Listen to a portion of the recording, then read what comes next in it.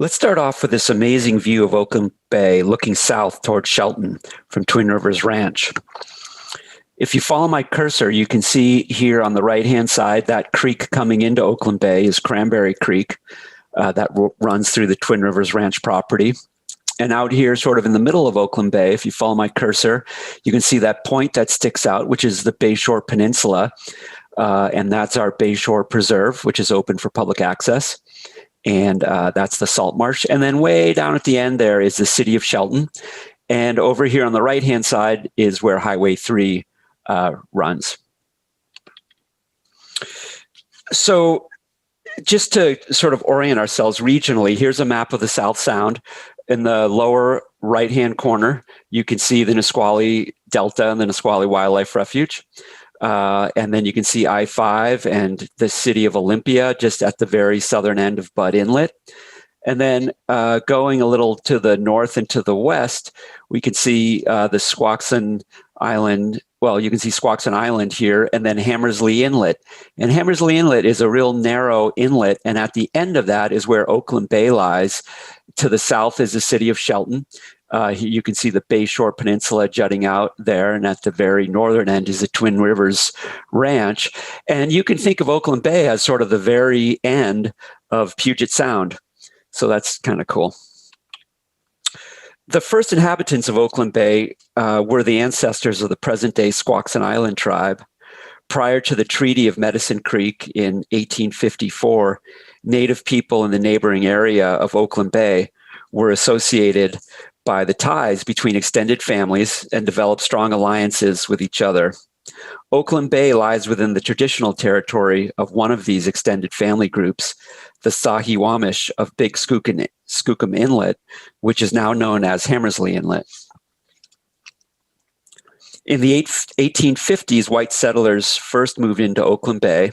This is a photo of the Wiley Mill, which was opened in 1871 by Enoch Wiley and his sons. And this is at the mouth of Johns Creek on the Bayshore Peninsula. Subsequently, Shelton became the hub of logging in the area, and by 1900, the Simpson Lumber Company was established, becoming the second largest lumber company in the state after Weyerhaeuser. The Rainier Pulp and Paper Mill opened in 1926 and began dumping sulfite waste liquor, a byproduct of the paper milling process, into the waters of Shelton Harbor.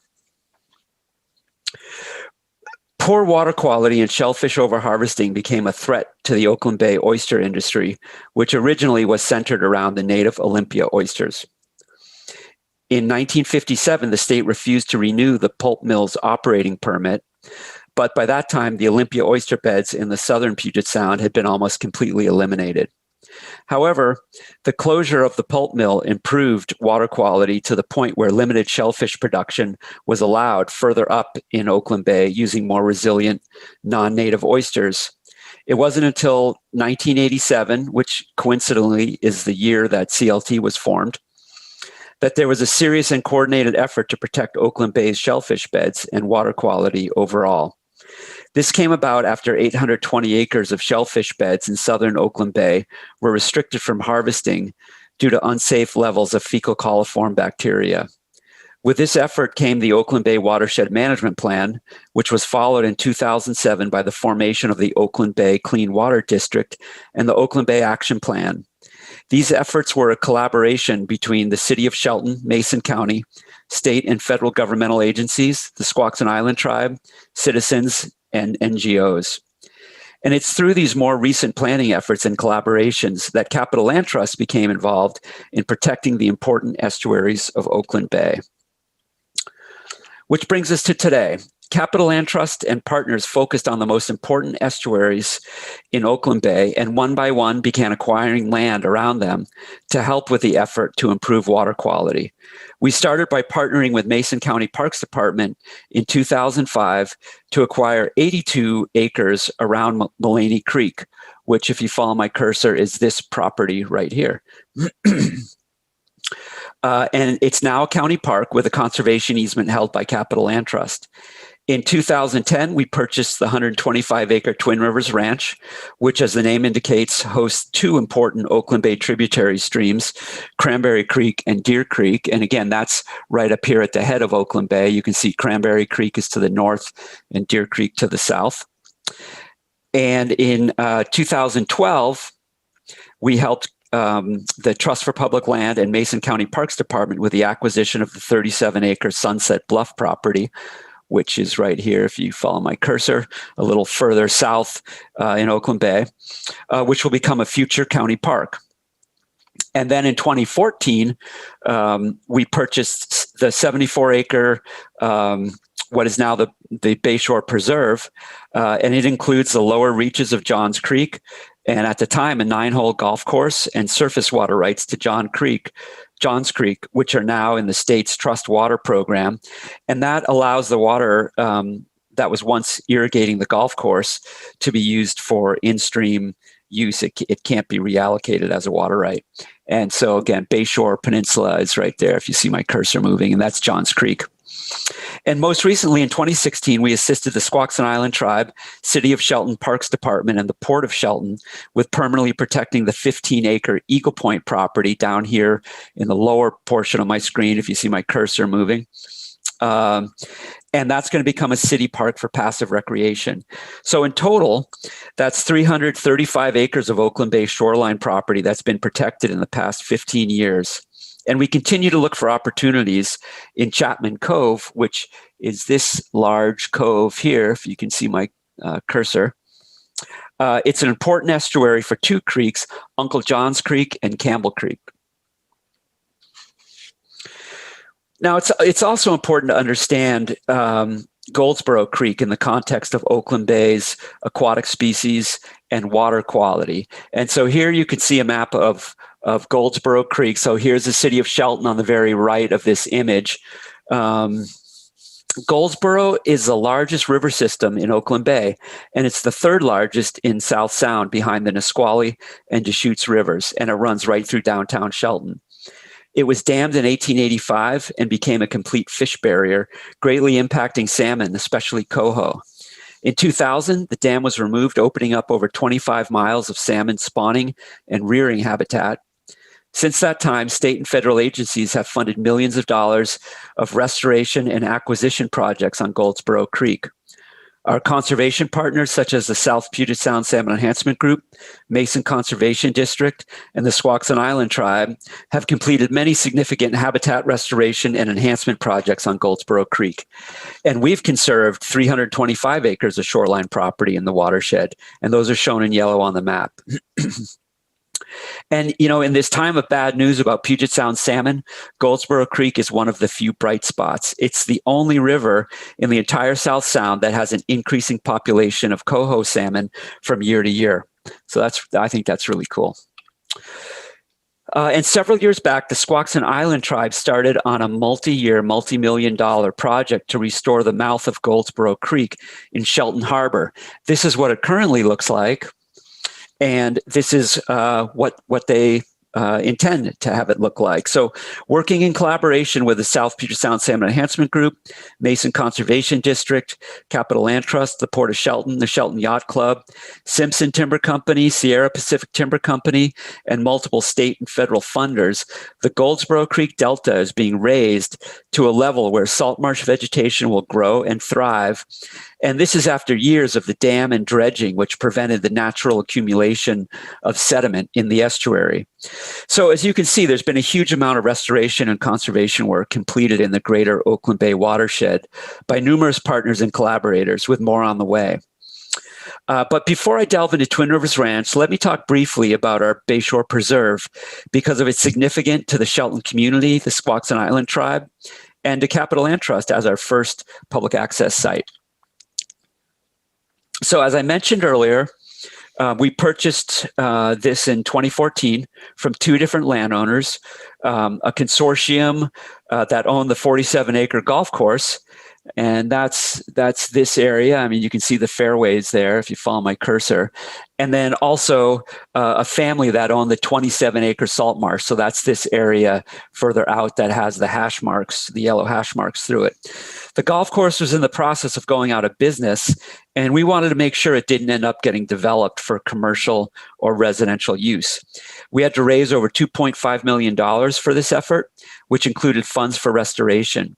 This was the largest fundraising effort we ever did, and we ended up with grants from 7 different state and federal agencies, including funds from the Squaxin Island Tribe, Taylor Shellfish Farms, Trust for Public Lands, an in-kind match from Mason Conservation District, and Odessa Environmental Services. And so when I say it was a golf course, it was a full-on, fully operational golf course. There was a clubhouse, a bar, a restaurant, a pro shop, a caretaker residence, a maintenance shop. There was a ton of infrastructure in place, including an underground irrigation system, a chemical storage area. So once it became clear that the acquisition was really going to happen, we started to feel like the dog that finally catches the car. What do we do now? Well, we knew we needed to get the buildings taken down immediately so they didn't become an attractive nuisance. And fortunately, we did have the funding to do this. So here are the remains of the clubhouse and pro shop. And, there's a saying in large-scale restoration projects, you got to break some eggs to make an omelet. And let me tell you, we broke some eggs out there, as you can see from this photo. But seriously, there were days when I'd go out there and wonder how the land was ever going to recover from the impact of all the earth moving we were doing. In this photo, you can see the excavations associated with the tidal channels, which we constructed. And this image shows a side channel that we added to Johns Creek to create more salmon habitat. We also removed a 1,400-foot tidal dike, which was between the salt marsh and the golf course, which kept the tides from inundating the fairways. And I'd be remiss if I didn't recognize Mason Conservation District's huge contribution to the success of Bayshore's restoration phase, and especially these 2 former MCD employees, Karen Stralioff and Rich Geiger. MCD donated literally hundreds of hours of their time to develop the restoration design and engineering plan and to provide construction oversight during the summer-long restoration work. This donated labor met an important local match requirement for one of our state grants. It was their expertise, commitment, and vision that makes Bayshore Preserve what it is today. So my sincere thanks to Karen, Rich, and Mason Conservation District. But we still have additional work planned to complete our public access vision for the property. But it has been open to the public, for public access since we purchased it. And in 2015, we started bringing 7th graders from the Shelton School District, about 300 each year, out to the property for hands-on learning activities that highlighted how the land has responded to our restoration efforts. And let me just show you. So if you follow my cursor here, this is where that the tidal dike used to be. So we removed that. And then here, it's really cool. You can see some of the tidal sloughs or tidal channels that we excavated in there, and they're just coming along great. They've got great salt marsh vegetation in there, and it just looks fantastic out there. I hope everyone will take a walk out there if you haven't been out there. So I could spend my whole time talking about Bayshore, but I know that's not what you came for. So let's move to the main topic, and that is Twin Rivers Ranch. This is a 125-acre property that's at the northern end of Oakland Bay, and it's bounded to the north by State Route 3, which you can see in the upper left corner, and to the south and west by Deer Creek, which you can see in the right side of the photo. And then we have Cranberry Creek in the lower left side of the photo. Roughly half of the acreage is fresh and saltwater wetlands.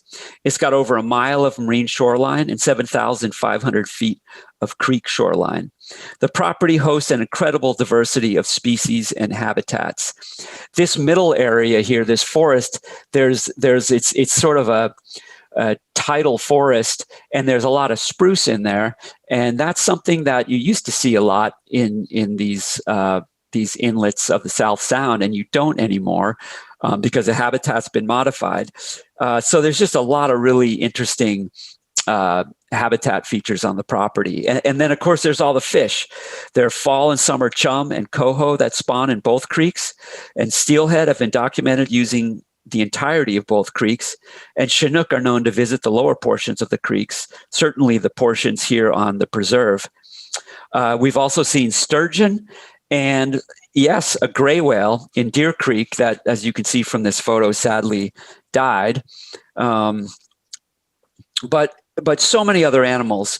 All these photos were taken on site. We've seen coyote, deer, eagles gorging themselves on spawning chum, garter snakes in the field, river otters, bats, barn owls, and beaver dams. With the help of bird experts, we've estimated there are 133 bird species that use the property. It's truly a very special place with important habitat. And that's one of the reasons it's not open to public access, except for when we host work parties or special events. So the family we purchased the property from, the Rohdes, had lived there since the early 1970s, raising beef cattle and haying, and they even opened it up as a bed and breakfast for a little while. The original house was built between 1916 and 1919 as a hunting lodge, and eventually the property was cleared and it served as a dairy and cattle operation. We purchased the property in 2010 using funds from the U.S. Fish and Wildlife Service's National Coastal Wetlands Conservation Program and the State Recreation and Conservation Office's Salmon Recovery Funding Board, along with cash donations from the Squaxin Island Tribe, Taylor Shellfish Farms, Trust for Public Land, a longtime supporter named Marjorie Sayer, an in-kind match from Odessa Environmental Services, and longtime members and biologists Dave and Joanne Schuett-Hames. I should also mention that it was Mason CD who connected us with the landowners in the first place. The property came with a beautiful old Sears Craftsman kit home that had been added to, an attached garage, 2 mobile homes, 2 barns, and various other outbuildings. The elderly owner, Mrs. Rohde, wanted to stay in the house for as long as possible. So the family retained a life estate, meaning while we owned the property, she had full use of and responsibility for the house and surrounding yard for the remainder of her life. So we removed a mobile home and barn that were outside of the life estate immediately after our purchase. And we left the house, a second mobile home occupied by Mrs. Rohde's caretaker, and this very cool historic barn that hosts bats, swallows, and recently even barn owls, thanks to owl boxes that were installed by our volunteers, Tom Terry, Bill Justice, and Mark Harmon. We also did a lot of planting of the Cranberry and Deer Creek riparian buffers over multiple years, as you can see from this image.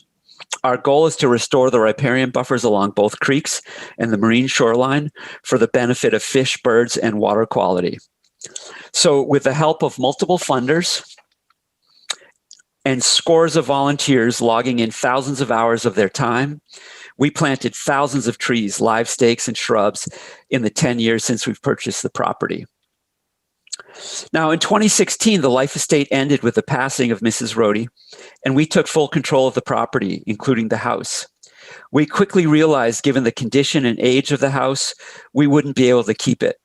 We estimated it would have cost us over $100,000 to get the house in a condition where we could rent it or even use it for events. But we all felt really bad about the thought of tearing it down. We looked into different options, such as deconstructing it for salvage materials, but even that would have put the vast majority of it in the landfill. Finally, Lynn Childers, one of our former board members and current lands committee member, found out about a company that moves houses for resale. So we moved it. So in July 2017, we signed a contract with this company called Nickel Brothers, and they specialize in moving houses. And they found a buyer who instantly fell in love with the house. And by September that same year, we were moving it. And just in case you're wondering, it's not easy. But they knew exactly what they were doing. This photo shows where they cut away the original house from the newer addition. Then they jacked it up and they put wheels under it and they drove it through the hayfield, where unfortunately the truck got stuck because it started to rain and the grass got slippery, but they finally got it out. And then they drove it for about 2 miles south on State Route 3 in the middle of the night with the highway fully closed. And on an early morning high tide, it was loaded onto a barge. And it sailed to its new home in Sequim, where it's being lovingly restored. And for me, that's just such an amazing and happy ending for that beautiful house. However, as you can see, we still had some work to do, like figure out what to do with the remainder of the house and the concrete foundation and the piles of debris that were associated with removing the house. We applied for several grants with no luck. And then in 2019, Mason Conservation District once again came to our assistance with grant funds to help us pay for removing the foundation, the debris, and several other outbuildings that were falling into disrepair. So these two photos show the former house site after we got the foundation removed and debris cleaned up.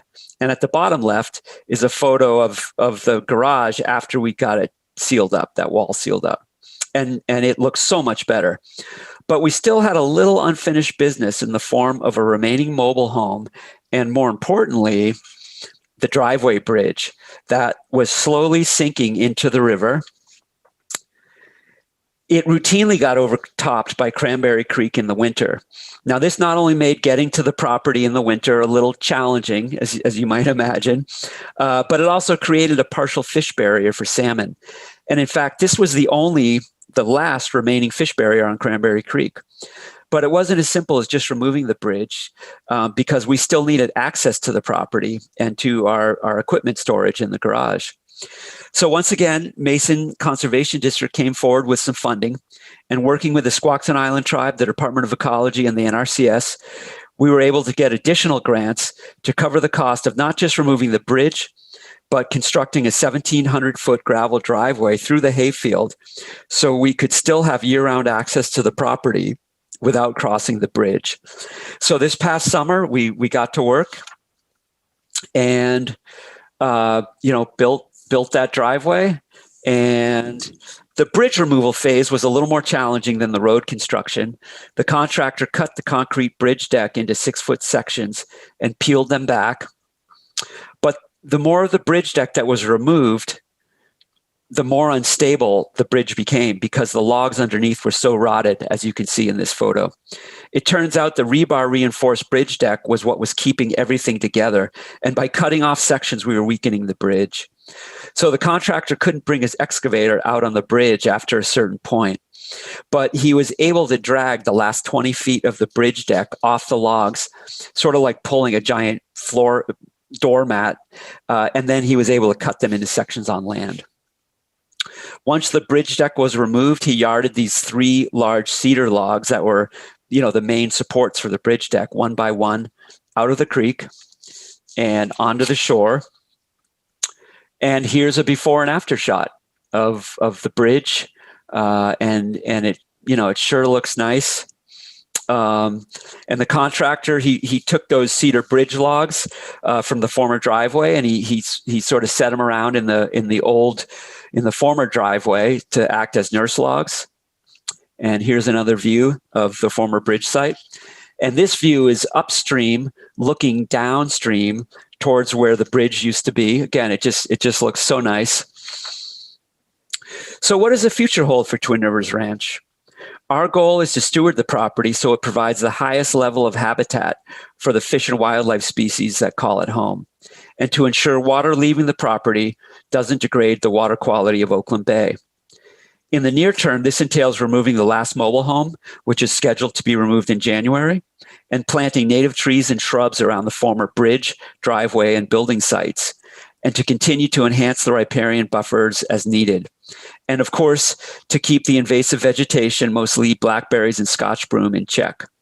We'll continue to host work parties and periodic tours. So, hey, keep checking our events calendar or sign up for our newsletter so you don't miss out on the next event out here. So if there's one takeaway from this talk, I hope it's the understanding that we can't do this alone. If it wasn't for our funding partners and conservation collaborators, none of this would be possible. And I don't just mean Twin Rivers Ranch, but all the work we've done in Oakland Bay and really in much of the South Sound. And the vast majority of this is public funding coming from state and federal agencies. And equally important is our volunteers. We can't do what we do without the support of all our wonderful volunteers who donate thousands of hours each year, rain or shine, filling vitally important roles on committees, in the field, in the office. And finally, to our loyal supporters and generous donors. Your willingness to support us financially is what keeps our doors open and allows us to focus on our next amazing conservation success. So thanks to you all for being here this afternoon. I hope this was interesting and informative. And, you know, I feel so fortunate to be part of a community that values conservation and open spaces as much as we all do. So now we'll open it up for questions and answers. And again, thanks so much for your time.